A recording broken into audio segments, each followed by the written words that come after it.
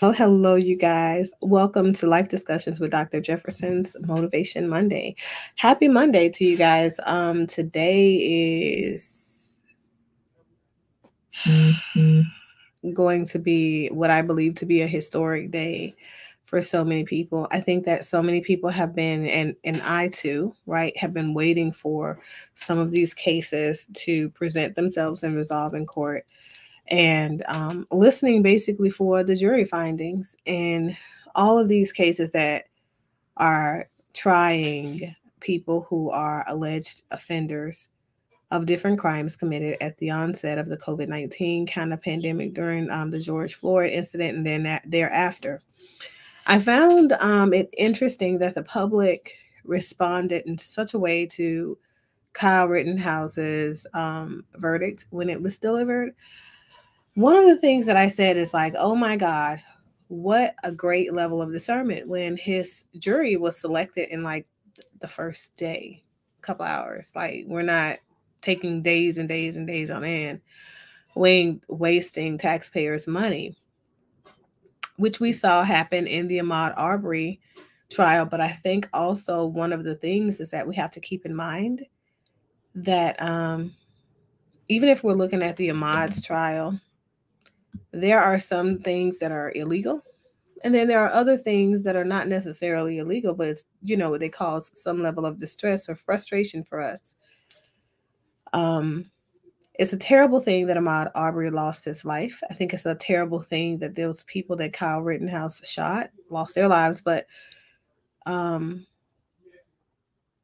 I think we have to look at the pragmatic schema. I thought the prosecution did an amazing job at wrapping up her closing arguments.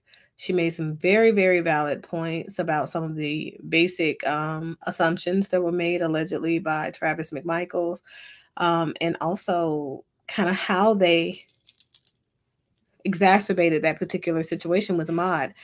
Talked about what it looks like to make a viable citizen's arrest. So many people think that it's like the purge out here. They just go out and do whatever they want to do.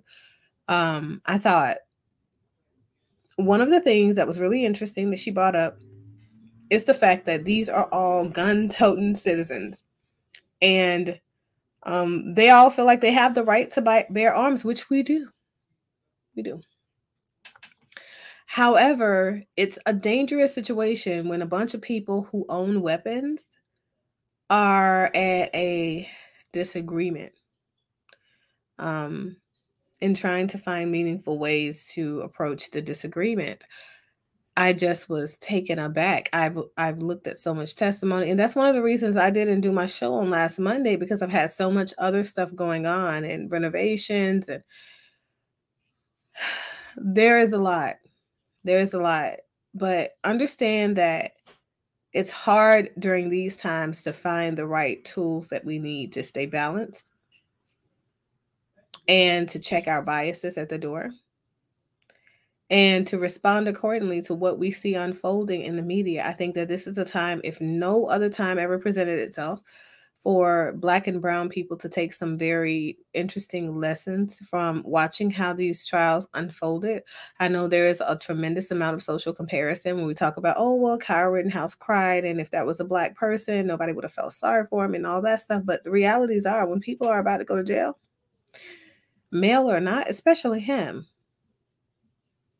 yeah, you're going to cry because you're going to lose life perspective. You're going to lose life's freedoms, liberties, that you have when you're out here on your own as a citizen. There is a lot of loss there. And it's sad. It's sad to even think about it. But so I'm really happy that his verdict was not guilty and he was acquitted of those charges. The jury did a great job. Now I'm waiting for the Ahmaud Arbery's jury to render a verdict that says that they understand that these people who claim that they were acting in self-defense murdered this young man in the street. One of the things that I keep trying to have the conversation around in the Black community is that we often look at the fact that a Black person was murdered and we say that it was because he was Black. And I want to add something to your rhetoric so that I can expand your mind and understanding. Um, I think the law is very clear.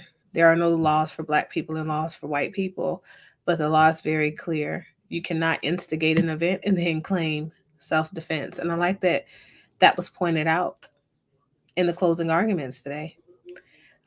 These people cornered Ahmaud and expected him, because they cornered him, to run in a different direction.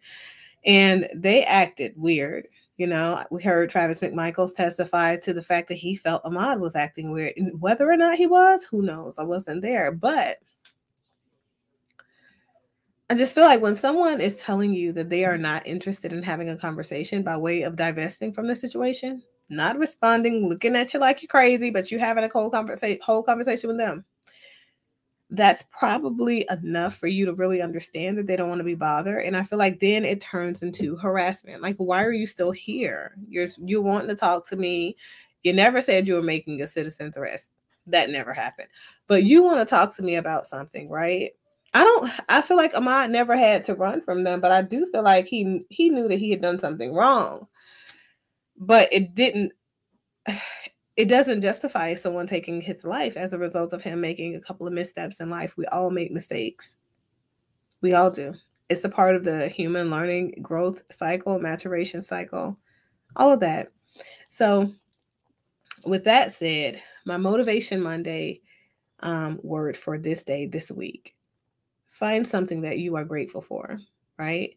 And then write down 3 specific things that you're willing to commit yourself to demonstrate that you are grateful for that thing, and that thing is a part of you and you are part of it.